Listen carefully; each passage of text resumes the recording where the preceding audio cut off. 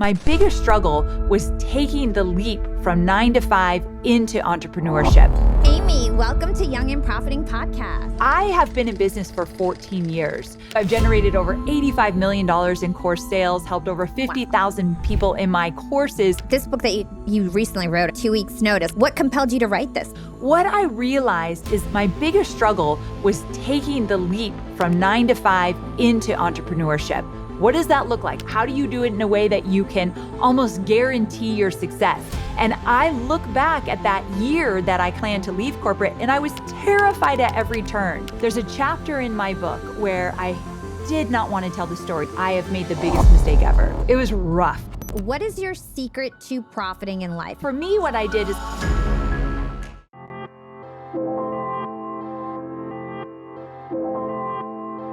Amy, welcome to Young and Profiting Podcast. Well, thanks so much for having me. I have been looking forward to this all week. So nice to meet you. Nice to meet you as well. I can't believe this is really the first time that we're meeting because I feel like I always hear your name and everything like this, but I'm so happy that you're on the show. So today's going to be a masterclass for our listeners on how to start their next big thing. So whether they're moving from one product offering to another or quitting their job and striking out on their own.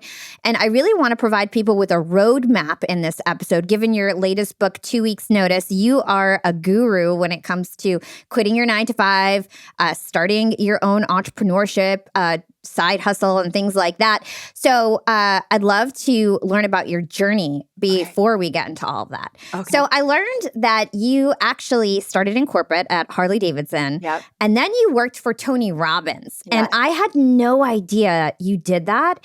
And it was so clear to me that like, wow, like that, 6-ish years that you worked at that company, you must have really realized what was possible, like working for somebody like Tony Robbins. So talk to us about your experience at the company. What were you doing? How did it inspire you in terms of becoming an entrepreneur and starting all these digital courses later on? Yeah, so I'll actually start a little bit even before I got the job working for Tony. I was at Harley Davidson, like you said, and I was doing marketing at dealership levels, and I had broken up with a boyfriend, and I was devastated about it. So every night I couldn't sleep, and I would lay on the couch and just watch TV in the middle of the night.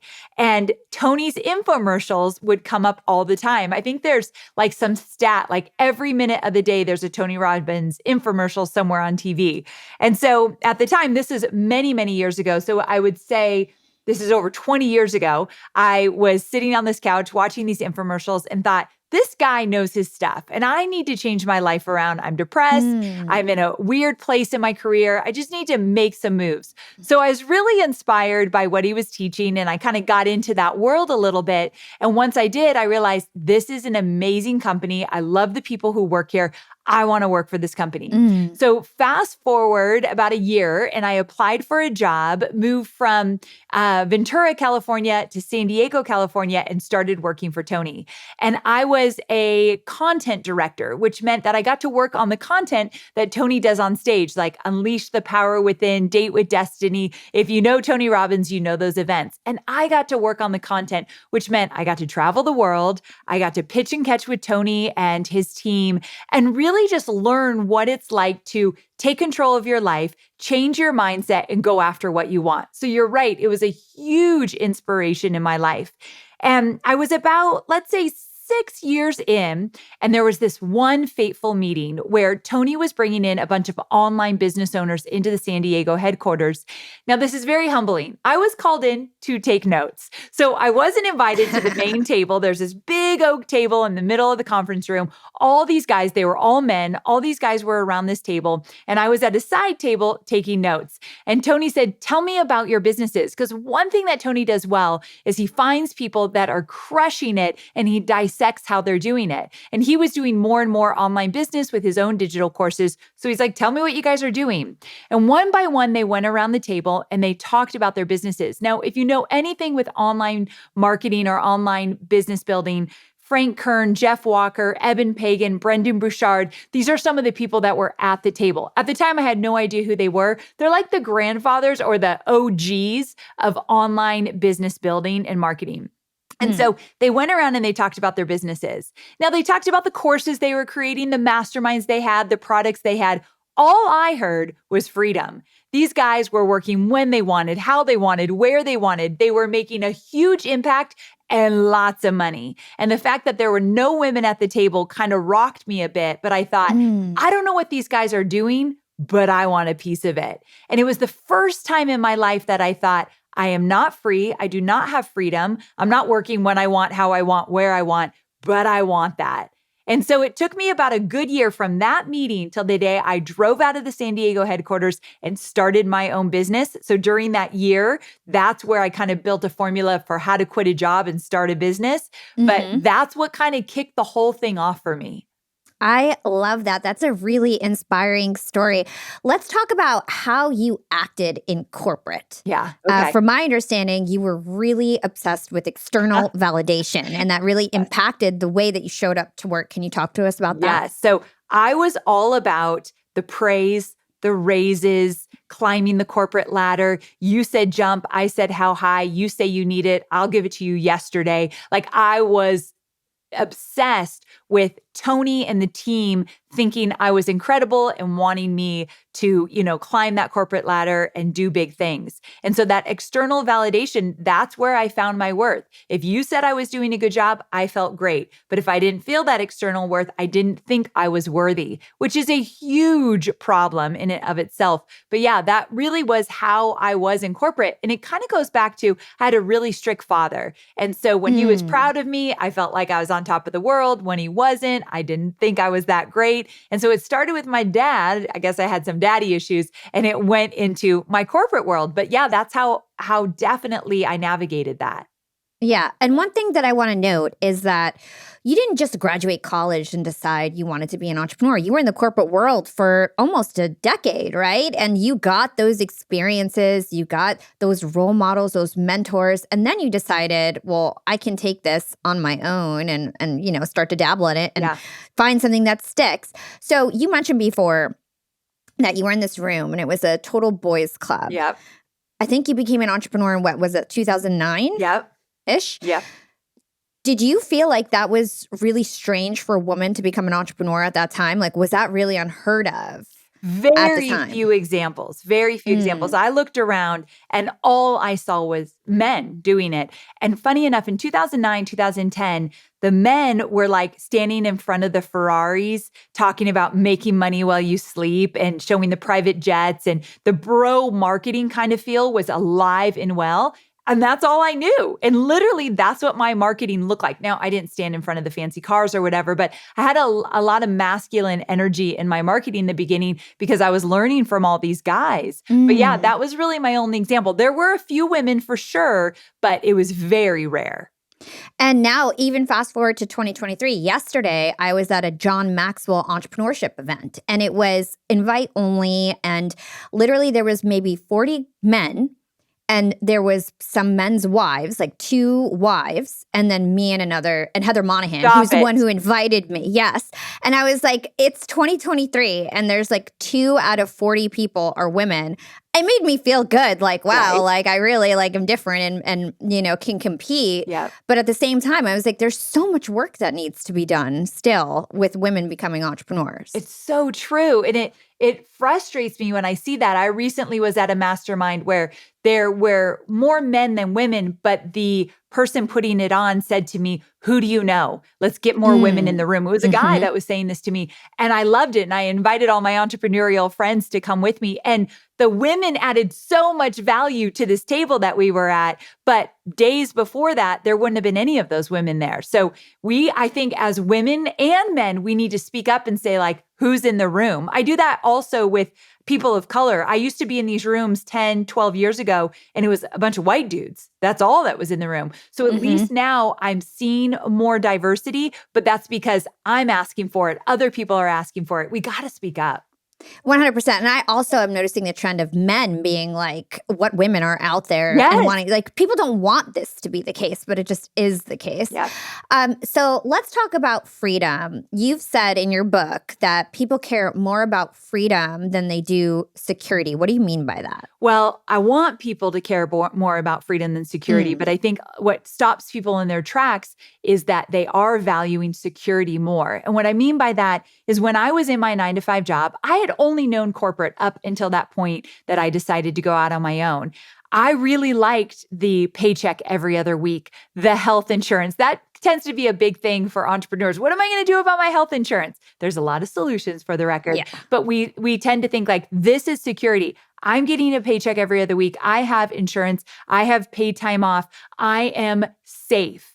And if we value safety over freedom, we don't take the risks. We don't get in the game. We sit on the sidelines, and we absolutely are playing small. So over the year, of the day I had that meeting happen to the year that went by where I decided to find the courage to leave, I had to start valuing freedom over security, which meant that I wasn't sure if I was going to make enough money right out of the gate. I had to research to figure out, where am I going to get this health insurance if I'm not getting it from an employer? And what will it look like on my own making decisions? I've never made decisions on my own in my life until that point. So it was a mindset shift that needed to happen over time. Yeah. And I feel like people put like these corporate companies, they put these golden handcuffs on people, right? So this idea of benefits. And I remember when I was quitting my job at Disney to become an entrepreneur, I was so worried about benefits. And then it turns out it's like $600 a month, $700 a month. Not a big deal. Yeah. It's really not a big deal. Like in your head, it seems like it's this huge burden that you're going to have to take, but it's really not that serious. And the other thing I want to point out is that there's risks on both sides. Oh, yeah. Staying in corporate, not staying in corporate. There's risks in anything that you do, right? So true. Would you say that everybody is cut out to be an entrepreneur? I wouldn't, actually. And the reason I know this for sure is because I have a sister. She's 2 years older than me. She's been a school teacher since the day she got out of college, and she's really good at what she does. And she looks at my life as an entrepreneur where I travel a lot and I'm on stages and I do podcast interviews. And I have a team, so I have the stress of other people's livelihoods on my shoulders. She looks at that and wants nothing to do with it. She has no desire to hustle and make things happen and put yourself out there and get out of your comfort zone. She loves the work she does, and she feels safe. And she values safety over freedom, and that's just who she is. There is nothing wrong with that. Imagine if everyone were an entrepreneur, we'd have some issues for sure. And so we need both types of people. So no, I don't believe everyone's should be an entrepreneur. I believe people listening to a podcast like yours have it on their heart to explore it. And likely, if you're listening to something like this, you should be an entrepreneur. You should go after it. So it's just really what you desire and what you want. And so this book that you recently wrote, I think it came out just in 2023, this year, 2 weeks notice. I love the book, by the way. I highly recommend that everybody go out and read it. What compelled you to write this book?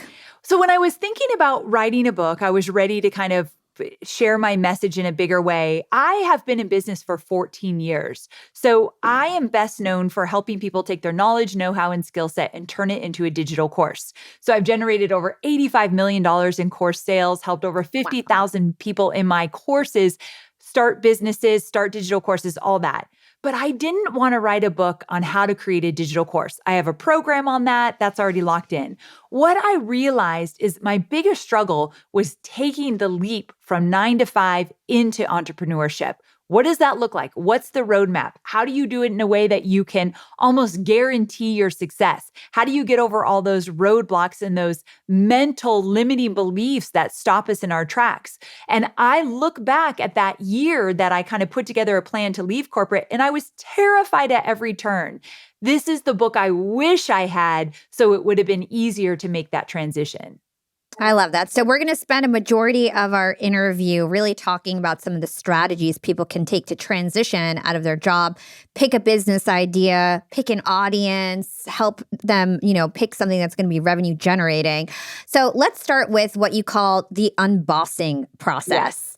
You say that we need to schedule a date to remove ourselves from the corporate world. Why do you suggest that we do that? So this is the first thing. If we're going to put a roadmap together for you to leave your job and start your own thing, the first thing we're going to do in this idea of unbossing, becoming your own boss, letting go of the bosses of the past, you've got to choose a date. One thing I learned from Tony Robbins is you've got to schedule it to make it real. And so if you don't have a date of this is when I'm leaving, you're going to continue to kick that can down the road. Like, I'm going to do it. You're going to get nowhere. And so what I want you to do is say, okay, I'm going to leave this job. Is it going to be in 3 months, 6 months, 9 months, or a year? Anything over a year, you're making excuses. And when you choose that date, you're writing it down on a Post-it note. You're putting it on, let's say, a mirror where you get ready every day. You have to see it every day. And you ask yourself, what is one thing I must do today to move me closer to that date? I'm going to give you an example of what that might look like. So when I was still at Tony Robbins, I put the date on the calendar. At that point, it was 6 months away. When I decided to choose the date, it was 6 months from that date.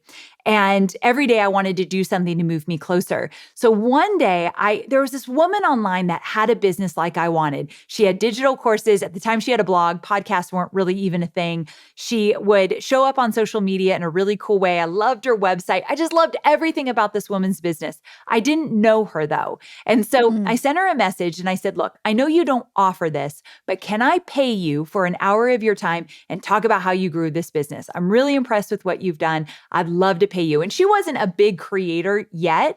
And so she said yes. And I was so excited. I love when women support women that way. So the day that the call was going to happen, I had this little office with thin walls at Tony Robbins. I crawled underneath my desk at my lunch hour. And at the time I had a landline. So I grabbed the landline, pulled it under with me, and whispered through the whole conversation. I'm sure she thought it was weird, but I was terrified someone was going to hear me and I didn't want anyone to know my plans yet. So I asked her, how did you create your first digital course? What did you do to get your blog set up? How much money did it cost to get started? And she shared it all with me. She's still my friend to this day. So that was one thing I needed to do to start understanding the direction I wanted to go. So you got to choose the date. Okay, so you choose the date. And let's say you say it's 6 months out from now, I'm going to quit my job. And then you do what you call a runway, which is basically a plan to accomplish your exit. What should we think about in this runway period? I like the advice that you just gave of calling up somebody and getting advice from somebody who's done it before. What else should we think about? So another thing you want to think about is, although it's scary, we got to look at our finances. We've got to look at how much money do we have right now? How much debt do we have? How much do we need to bring in when we go out on our own? So when you go out on your own, this is your first year you're going to sacrifice. You're not buying new wood floors for your house or a new car or going on vacation. You're going to sacrifice that first year. And so if you're willing to do so, you've got to figure out how much money do I need to make each month just to get by? We're not rolling in cash just yet. We need to give ourselves that runway to figure this out. And so you start to kind of look at your finances and ask yourself, do I need to save a certain amount of money before I leave? Now, I thought I had to save tons and tons of money. I might have had $2,000 in the bank when I left. So I don't think you need a big nest egg. So let's not get crazy here, but you might need to save some money or get out of debt. And that could be in your 6-month plan or your year plan before you leave. Getting clear on your finances is really important. Another thing that you'll want to do is start to ask yourself, should I have a side hustle? I love a good side hustle. So for me, what I did is I started to take clients on the side doing their social media. Was this the end all be all for me? Did I want that to be my entire business? No, but I needed to do something that I could do right away that I could figure out quickly. So in the mornings, nights, weekends, I would work with clients on their social media as my side hustle to bring in a little extra money, but more so just to prove that I could put myself out there and do this. So I'm a big fan of a side hustle, whether it's you create a course, a membership, consulting, service-based business, whatever it might be, but just something on the side to give you that courage to get going. Yeah, I have a very similar story. You know, I started Yap Media as a side hustle doing social media services. And services are the easiest thing to start. Yes. Because if you know how to do something that you get paid for in your regular job, you can then become a freelancer and get people to pay you for it. And you don't need a website. You don't need to build anything new. You just need yourself. But over time, that's not scalable because, you know, first of all, it's very talent intensive and you have to, you know, you can't really scale yourself to do these services. So I love that you said start a side hustle if you need to, if you want a bigger nest egg.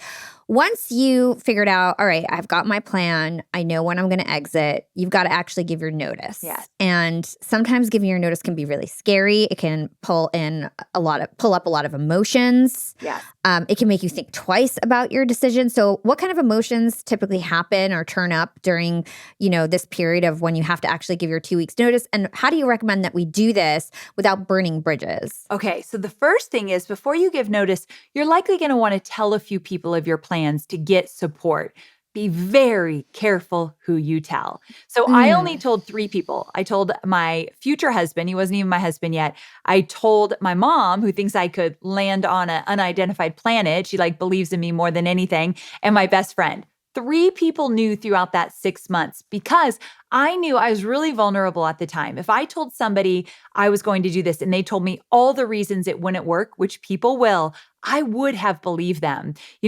Recently I heard the story from Sarah Blakely, who started Spanx. And she said, when I cut the feet out of my pantyhose and created the first prototype of my product, I didn't tell anyone because if they told me it wouldn't have worked, I would have believed them. And that's exactly how I felt back in the day. Be careful Mm. who you tell. Not everyone could hold your dream.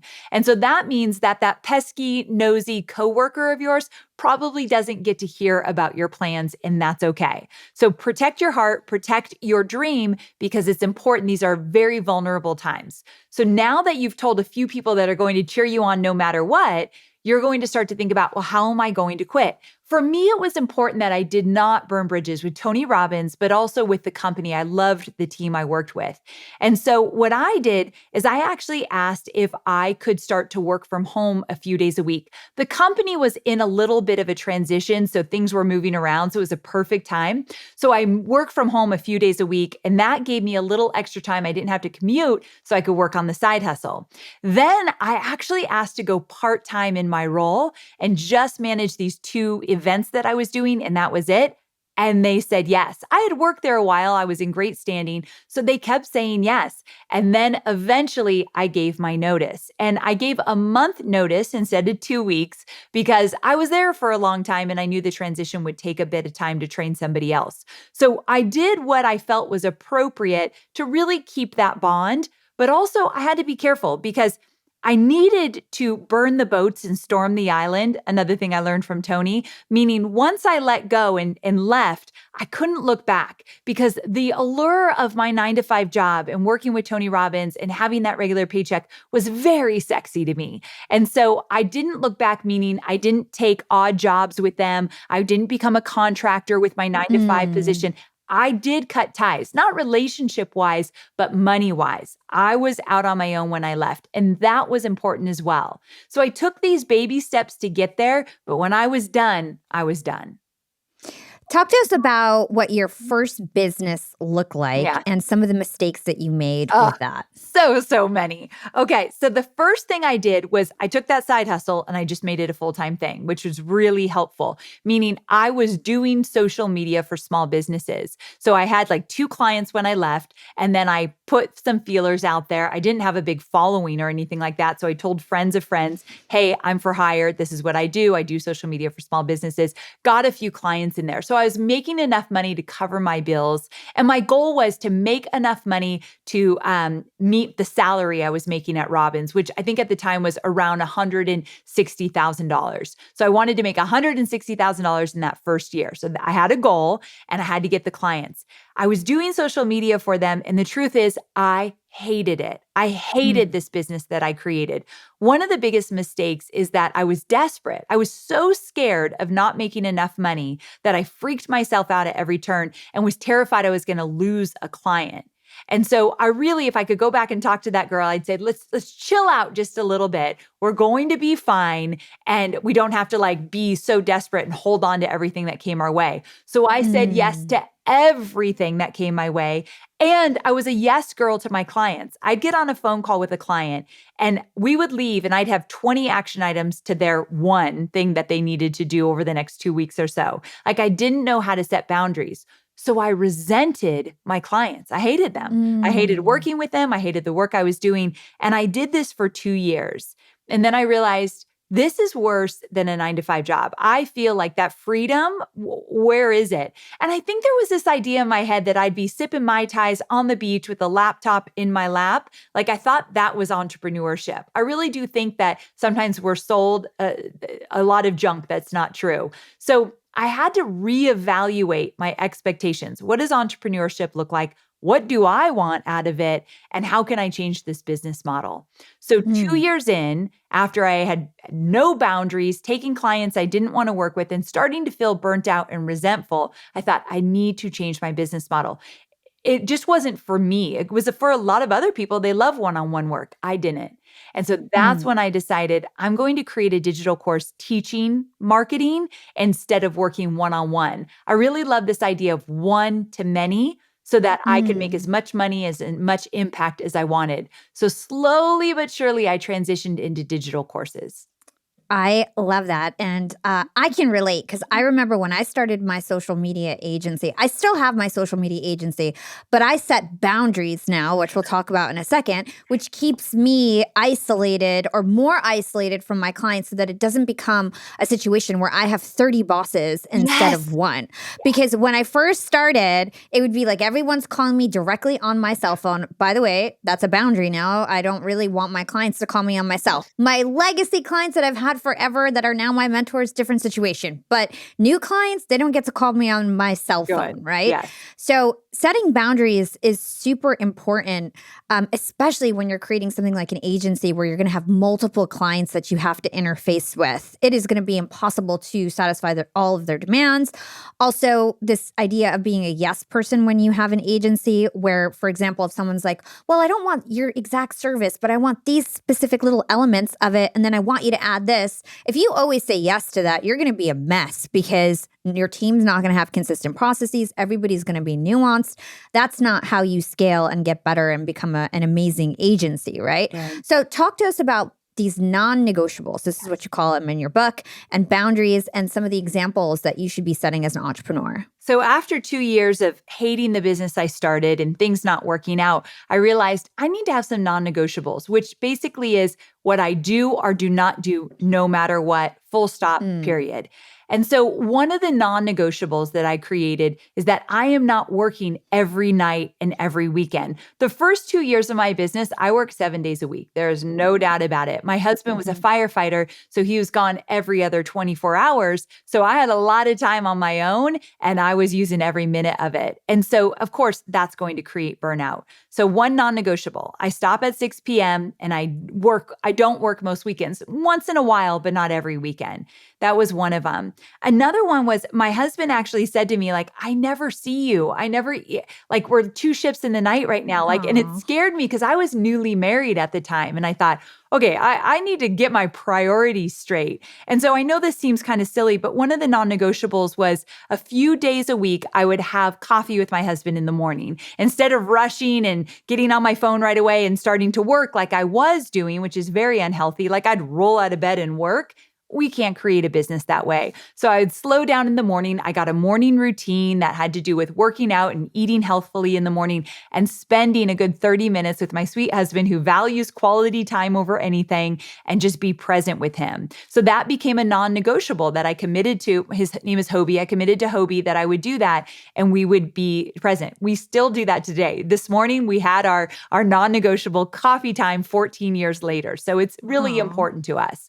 So it's basically thinking what matters to you. What are you willing to do and not willing to do? When I teach this to my students, a lot of them will say, I'm no longer taking a client out of desperation of making money. If I don't like that person or want to work with them, it is a no. That's my non-negotiable. So you've got to think about where you're struggling the most and where do you need some boundaries and rules to take care of yourself.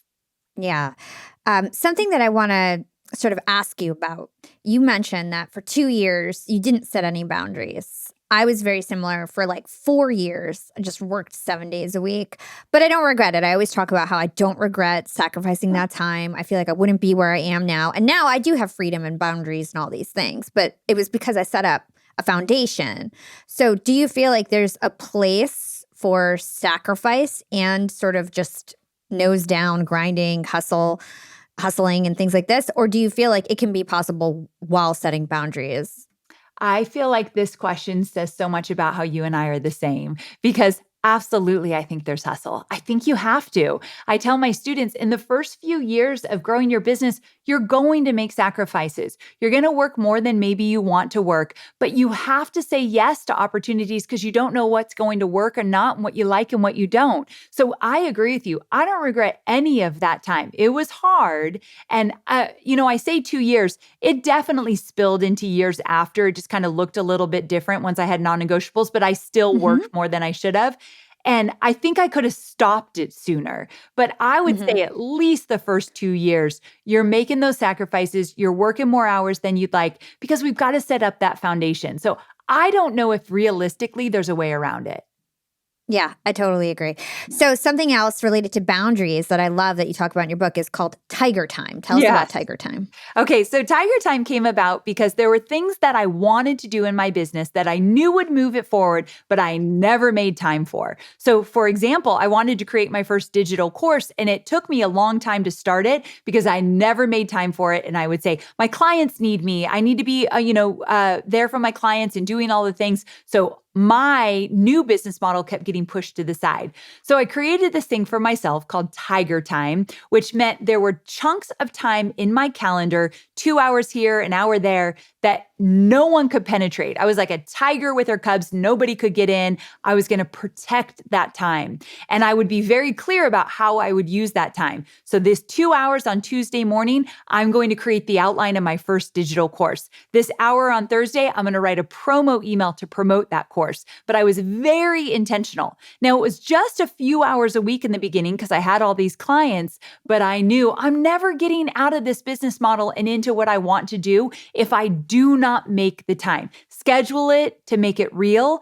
That I live by that. And so Tiger Time is what I teach my students, that you should have a few hours of Tiger Time every week for the stuff that matters most that you're not getting to. I completely agree with you. At Yap Media, me and my executive team, we have no meeting Wednesdays. So the entire Wednesday is just a focused day. We're not allowed to schedule any meetings, nothing external, internal. And it really helps us ensure that we've got weekly time to work on our priorities, because you can just get distracted by all the different people and the opportunities that are going on. But this ensures that we have focus time. So I love Tiger Time. I love the way that you named it. Let's get into actually discovering our business idea. Okay. As an entrepreneur myself, I have a lot of people who are always asking me, how do I think about what side hustle to create, what business to create? I want to be an entrepreneur. I don't know where to start. Or they'll be like, I have so many ideas. I'm not sure which one to pick. Can you tell us about how they should go about picking their business idea? Okay, so I've got something called the sweet spot formula to help people come up with their initial idea for a course, a membership, one-on-one coaching, consulting, whatever it might be.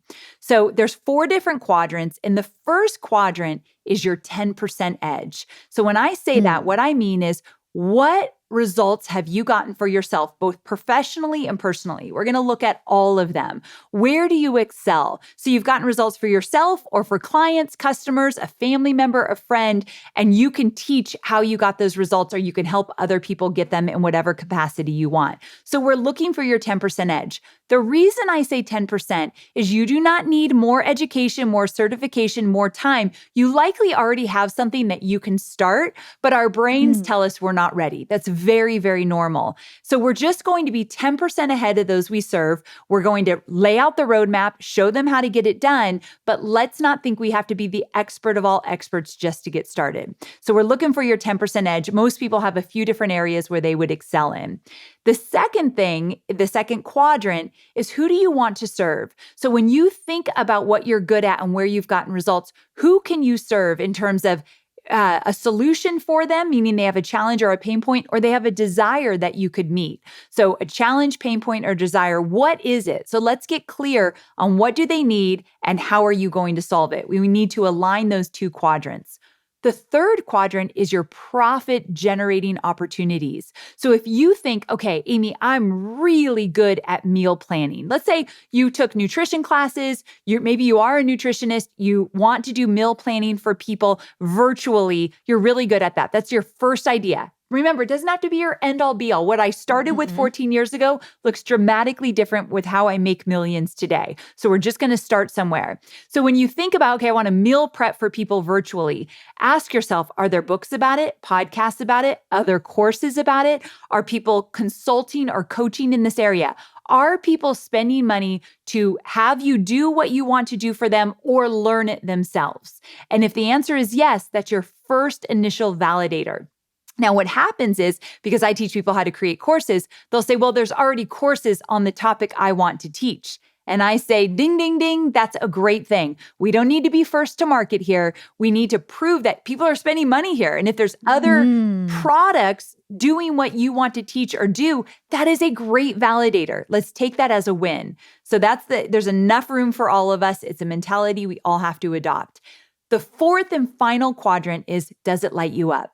Notice I did not say, is this your passion in life, your end-all be-all thing? No, you just got to enjoy it, because you and I both know if you're going to teach on it or do it, you're going to be eating, breathing, sleeping this topic. So you at least need to enjoy talking about it a lot or teaching it or doing it, whatever it might be. So again, what's your 10% edge? Who do you serve? What is their challenge or desire? Where's the profit potential? Are people spending money in this area? And does it bring you joy? This is the first initial step to start to come up with your idea for your business. What you're saying is so important, especially doing some research on, is there a market here? Yes. Are people actually going to spend money on this? I think the biggest thing that I see people mess up on is they create some problem that nobody has. Yeah. And then they're like, nobody's buying my stuff. It's like, well, nobody wants it, right? There's no demand for it. Exactly. Another important piece is picking your audience. And I always tell my students, your audience is your choice. Don't forget that your audience is your choice. And you can decide whether or not you're going to work with people who can afford services or not, whether or not you're going to work with audiences that are like finding a needle in a haystack or not. And, it's really important. So what are the things that you think about? And I think you call it a customer avatar. Yep. What are the elements that you need to plan and try to research about your audience? And what's your advice for selecting an audience that's going to convert? One of the fastest ways to choose who your audience is, and this is what I see with a lot of my new students just starting out, is they were their avatar. It's one of the easiest ways. It doesn't have to be, but one of the easiest ways, and this was me, I struggled with creating courses and marketing courses. I had no idea what I was doing. So I was my avatar. I know what they feel, what they think, where they struggle, where they get stuck. I know everything about my student because I was my student. So that is one of the easiest ways to get started. But that's not true for everybody. So you don't have to be your student. And one of my students, he's a male and he's like 30 and he teaches women in their 60s how to get fit. He was never a woman in his 60s, but he's done enough research to learn. He's interviewed them. He's asked them questions. He's listened more than he's talked to them, so he understands them inside and out. So it can go both ways. But I love that you say you could choose your audience, because sometimes my students will come to me and say, Amy, I want to sell XYZ, but I can only charge $47 because my students are on aid. They can't even afford it. They're getting scholarships for school. They have no money. They'll never be able to afford me. And part of me is like, yeah, let's choose a different audience then. Why would you set yourself up for that kind of hardship? It is true that some audiences cannot afford you. Choose your audience wisely. The beautiful thing is this happens over time. You don't just lock it in one day and it's there forever. My ideal customer avatar has absolutely changed over the years to the point that now I'm really clear who she is, but I wasn't sure in the beginning, and you have to experiment. So let's talk about ensuring that you've got a valuable offer that people will say yes to, that will convert, right? So what are the elements of a valuable offer? Like, how can we tell if our product or service is going to do well in the market? Okay, so the first thing is going back to that research. We've got to research what's out there, what are people paying for, who are your competitors, what are they selling, what are their price point, what does their audience look like? We're going to do some research. I'm not talking about 6 months of research, but some really quality time where I want you to document what you're learning and what's out there. So that's one of the things we're going to do is we're going to create an offer. But once you start to sit down and put together your offer, you need to really pinpoint the challenge you are solving or desire you're meeting, but it's usually a challenge or a pain point. So I want you to have a statement at the top of a Google Doc where you're taking your notes. This is the challenge that I am solving. These are the results that I am promising. Now, this is very clear because when you start to create whatever it is you're going to put together, it always comes back to, but is this true? Whatever I just put together, Is it going to solve this problem? Whatever I just put together, is it going to meet that challenge where my students are at, or clients or our customers right now? And a beautiful offer takes into account, let's say, the core thing you offer. Let's say you're going to do one-on-one consulting and you're going to take 5 clients. So your offer is one-on-one consulting. Okay, for how long? Let's say you say 6 months. You get 6 months of one-on-one consulting. Now get clear on what that is. Is it every week they get to talk to you? How long do they get to talk to you? How do they talk to you? Is it through Zoom, Vox, or Slack, whatever it might be? So you've got to set those expectations early so people know what they're paying for. So get clear on what you're offering. Another part of the offer is the price point. So playing around with the price point is very normal. What I always suggest to my students is, let's start a little bit lower and go higher over time. It's very awkward. I know this firsthand, going high and then feeling like you need to bring it down. It's just an awkward thing with the people who paid the bigger amount of money. And I've been there before. Sometimes mistakes are made, but I'd rather see you gradually increase your prices versus having to take them down. So we're going to come up with a price point. Another part of your offer is there a payment plan? So I've had a lot of success over the years with my one-on-one consulting and with my digital courses to offer a payment plan to make it an easy yes for people to get involved, especially when I was a no-name. When no one really knew who I was or what I could offer, making it easier for them to get into business with me with a payment plan always worked out well. So if that makes sense for your offer, I'm all about it. And another part of your offer is the guarantee. So for a digital course, it might be 30 days, 60 days. For consulting, you can kind of play around with, what if they're not a good fit? How do they get out of it? Whatever it is that you want it to be, you're the boss. You're the creator. Make sure it feels good to you, but then you've got to communicate it. The only thing that matters is expectations. They are very clear what they're paying for and what they get. So these are some elements that make a really beautiful offer. So this podcast is called Young and Profiting. How can we ensure that we're going to be profitable with our offer? What are the things that we need to consider? Okay, so number one is you've got to stay on the field. And what I mean by that is I made $267 with my first offer I put out there. $267. I thought I'd make $100,000. I looked online. Everyone else on social media looked like they were making millions, which we know now that is not true. But I bought into it and I thought, I'm going to make $100,000. Put out my offer, crickets. By the end, $267. I cried for a week. I thought it meant I'm not cut out to be an entrepreneur. If I took that and said, I'm not cut out to do this, I need to go back to a 9-to-5 or change my business model altogether, I wouldn't be sitting here with you today with the success that I've had. So we have to stay on the field. It might not work the first time. It might not work the second time, especially if you're just starting out.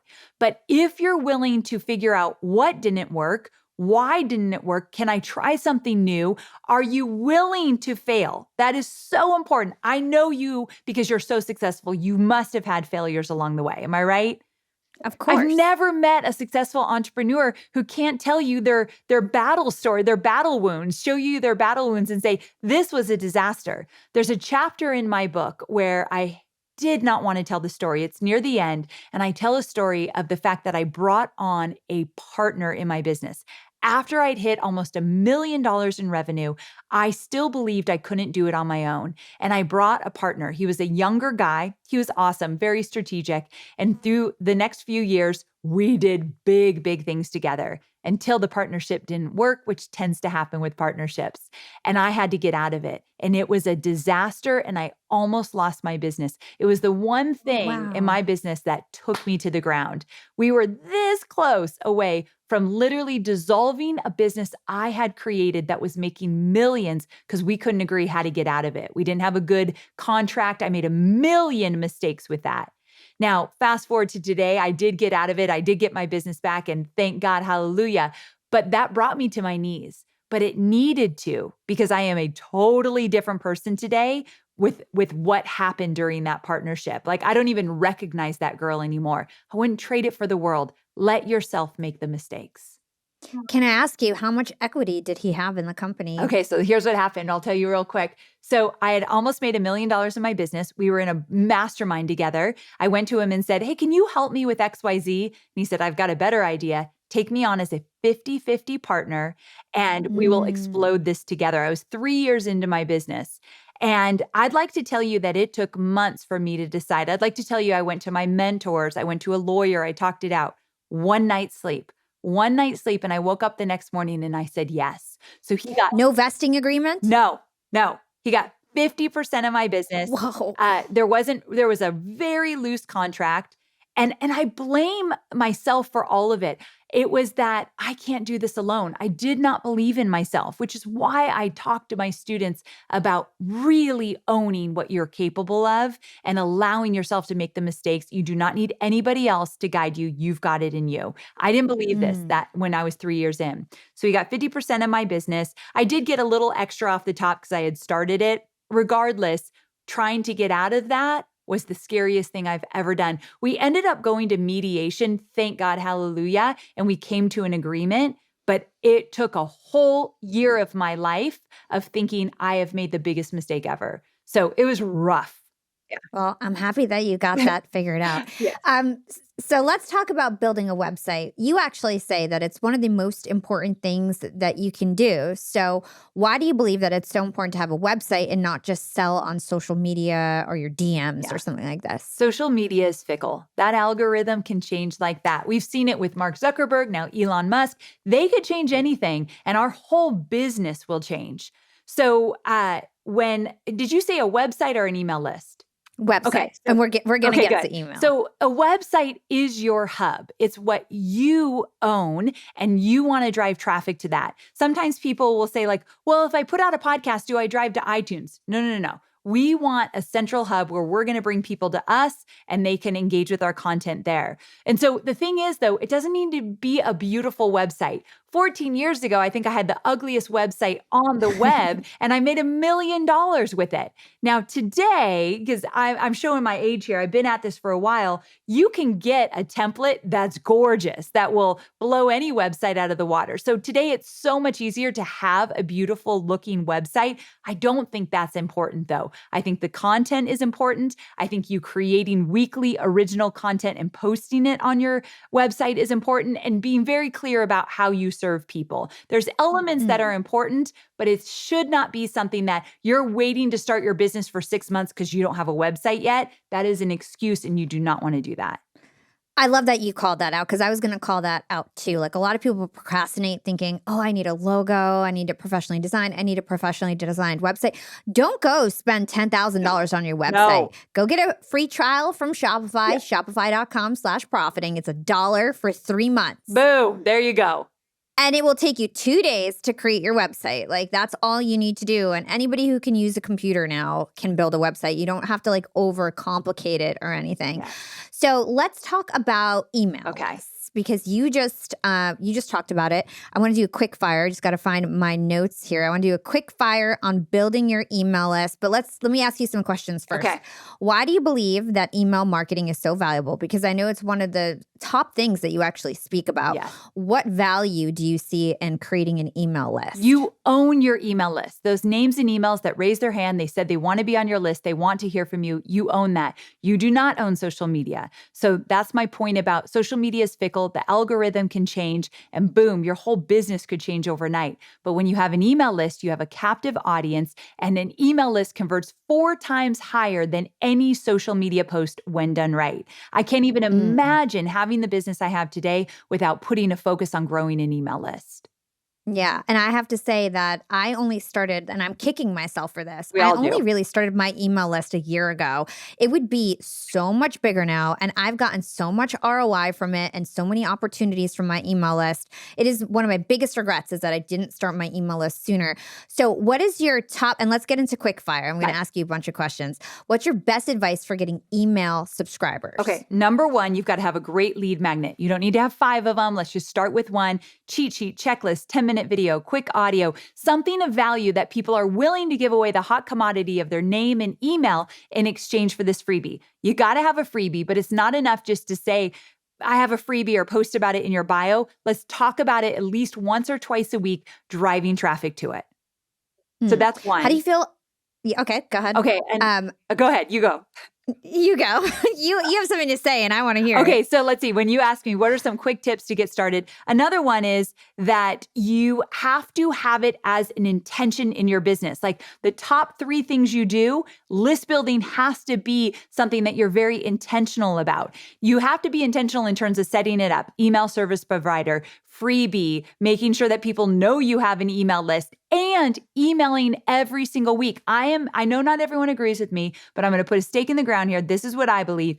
Every single week, you should have an email going out. Same day, same time. What you have it, what the email's about is up to you. Mine is, I've got a new podcast episode, just came out. Here's what it's about. This is why you don't want to miss it. Click here. My downloads would go down every week if I did not send this email. It's a huge part of my growth for my podcast. And so every week, every Thursday, you're getting an email from me that's full of value. And so, or you could just send an email that gives a story, gives value right there in the email where they're not clicking anywhere, or you're just walking through some of your methodology or whatever it might be. But I want them to hear from you every week because when you're ready to sell, they're used to seeing, opening, and engaging with your emails. I love that. And I love it that your email is not salesy. That's every week. You're actually offering education and value. And we learned that from Neil Patel. He says 80% education, 20% selling. Agree 100%. Okay, so let's talk about what is your best advice for improving open rates? Okay, so there's a website called subjectline.com, and I love it, and it's free, and it's fantastic, but you've got to pay attention to those subject lines. A few things you could do. Whenever you see a great subject line that grabbed your attention and you absolutely opened it up, put it in a swipe file. Keep it to just give you some inspiration. Don't copy it, but let it inspire you when you're stuck next time with the subject line. Also, using a tool like subjectline.com allows you to test a few different subject lines and get some ideas for them. So I think that's important as well. And also play with the length, longer, shorter, you've got to experiment. But here's the thing, none of this will work if you don't track it. A simple Google Doc where you are tracking your open rates week after week with looking at that subject line and what it was to start making some correlations is important. We need to know our numbers, not 100 different numbers in our business, but there's a few core, especially with email marketing. I want to know my open rate. I want to know my click-through rate, and I want to know my unsubscribe rate. And I know like with subject lines, I always think of them as like the thumbnails of your email, right? Yes. It gets people to click. Really important to have pattern disruption, all of that. What is the best way to actually increase click-through rate and ROI from your emails? So number one, you'll increase your ROI when you get your audience in the habit of opening up your emails and engaging with them. That's why that 80% value, they're more likely to click on a sales link when you are promoting because they know they can trust you. So weekly emails with value is very important so that you can sell more. Another thing is that link, if you want someone to click the link, let's say I want them to click a link and go listen to my podcast, I'm not just having one link in that email. Near the top, in the middle, on the PS, like 3 different times. It's a link that says like, click here, or here's the podcast title, and they click that. So it's just to make sure you have it more than once in the email. And the same URL. Same URL every single time. Yes. That's another thing. You do not want an email with 2 to 3 calls to action. I just have one. There's one thing I want them to do every time I send an email. It could be something different, but there's one goal with every email. Okay, my last question is like more advanced for the advanced folks here. What are your favorite automated email campaigns? What kind of automated email campaigns are you doing for your business? Ooh, I love this. Okay, so we do a lot of ManyChat and DM strategies that are automated. So when we're talking just social, we do a lot of automation where I might make a video and say, okay, type in the word simple below and I'll DM you a link to my latest podcast episode about how to simplify your strategies, that kind of thing. But we also do it with lead magnets. So we grow our email list using this ManyChat DM strategy, all automated. That helps us grow our email list, but that's not email marketing, obviously. Another thing that we do is we have an entire automated campaign to a webinar. The webinar is about list building, and I teach for about 40 minutes, and then I tell people about my digital course about how to get started with email marketing. And so we run ads to this funnel. We email my list about the funnel. We use social media to get them into the funnel. But this is an automated campaign that runs every single day and is a multi-million-dollar maker in the business. So it works really well. But I love using funnels and automated email sequences for webinars that then sell my courses and products. So when somebody first signs up for your email list, do they get like an automated welcome? And if somebody checks out of your, to get a course and then they don't convert, do they get an abandoned cart? Are you doing that kind of stuff with your email marketing? I am. So to answer that second question, let's say somebody gets into one of my sequences, my email sequences, and they watch the webinar, they do not buy. And afterwards, they will get an automated email inviting them back, reminding them of the value, what they're going to miss out on. So we do a lot of email sequences after the fact. We absolutely do a cart abandonment email as well. So if someone goes to my sales page and we know if they're already in our system, we have their email, they're clicking around, they don't buy, they're going to get an email as well. And so yes, we do that type of automation. And then also when someone joins my email list, depending on where you're coming through, we do have onboarding sequences where we welcome them, we tell them what they're going to get in my community. We might suggest a podcast episode or two or my book or something to get them into the fold. And we might send 2 or 3 emails where that's all they're going to get. They're not going to get anything else that I'm sending out. Once they're through their onboarding sequence, then they'll start to get my weekly email. Okay, so last question on email. My favorite way to get subscribers now is I do these free webinars. And people, when they sign up for the private Zoom webinar, they put their email, their name, and then we're collecting all these emails. It so far has been the fastest way to grow my list. What is your favorite lead magnet? Exactly what you just said. So we do free webinars. And that is the biggest, fastest way to grow our email list because you're offering amazing value. Now, we sell on our webinars, but I always have this motto, no matter if they buy or not, they walk away feeling excited, inspired, and driven to take action. So you get massive value when you get on. But the second way we've grown our email list to great success is with a quiz. So a quiz is a great list builder. People love to learn about themselves, whether it's what does your favorite Halloween candy say about your personality to what kind of course creator are you? Like there's so many different kind of quizzes out there, but people love to learn about themselves. And once they get the results, you could show them the next step that they should take. Quizzes work like gangbusters for list building. What kind of platforms can help you generate a quiz? There's one called Interact and Bucket.io. So those are the 2 that we've used, Interact and Bucket.io. Awesome. Okay, cool. And one more free trial for everybody who wants to start an email list. Go to constantcontact.com/profiting, no risk trial. Okay. So let's talk about revenue strategies. I know we have very little time. So you recommend 3 main strategies for revenue generation for online entrepreneurs. Can you quickly go over those three strategies and then we'll close out? Yeah. So one of them, you can do one-on-one coaching consulting. That is a business in and of itself. And you learn so much about how to serve people when you create a business model such as that. Another thing you could do is a service-based business where you're actually doing the work for them. And it's a great entry point because you don't have to create the course or the membership or the mastermind. You're just doing the work that you already know how to do. So it makes it a quicker entrance. But both of those options are trading time for dollars. So in my opinion, you don't want to stay there too long. Find a business model that's one to many. I'm biased. Digital courses would be the third way that I think is a great business model where you create a course one time and then you launch it over and over and over again so that you have that recurring revenue and it's one to many. So there's so many different ways you can get started online. I think my biggest advice is let's just get started because how my business looked 14 years ago versus how it looks today is dramatically different. So don't overthink all those decisions you're making in the beginning. Just get started and it's going to work itself out over time. Mm. Young and profiters, I know that there's a lot of you out there that are corporate professionals and wannabe entrepreneurs or side hustlers that are looking for a plan to quit your 9 to 5 job. So I highly recommend you get 2 weeks notice. I loved the book. Amy wrote it beautifully. It's so practical, actionable, easy to read. So I highly recommend you get that. We'll put it in the show notes.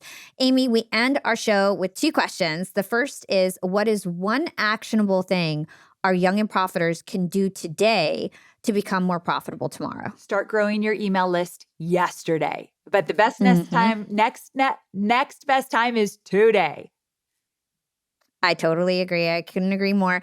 And what is your secret to profiting in life? And this can go beyond financial. Getting really clear about what you want and owning that, whatever it is you want. You want to live on an island. You want to get married with a bunch of kids. You want to be a millionaire. You want a homestead. Whatever it is, own it, but get clear about that so that you can start making decisions toward that. And where can our listeners find you and everything that you do? And what do you think is the best resources that you have available for my listeners? I think my podcast would be a great place to start. It's called Online Marketing Made Easy. If you love podcasts, which I'm guessing you do, go check that out. I talk about list building, course creation, entrepreneurship, building an audience, and everything in between. So Online Marketing Made Easy. And then my book, 2 Weeks Notice, you can grab it on Amazon. Thanks so much for asking. Amazing. Of course. And we'll stick all those links in the show notes. Amy, again, it was such a pleasure to have you on. I've been, looking up to you as another female podcaster in this space for a long time. We're both in marketing. So you've been such a great role model. Thank you for everything that you've done for me and other women out there. Thank you, my friend. I feel the exact same way about you. So thanks again for your time. Thank you.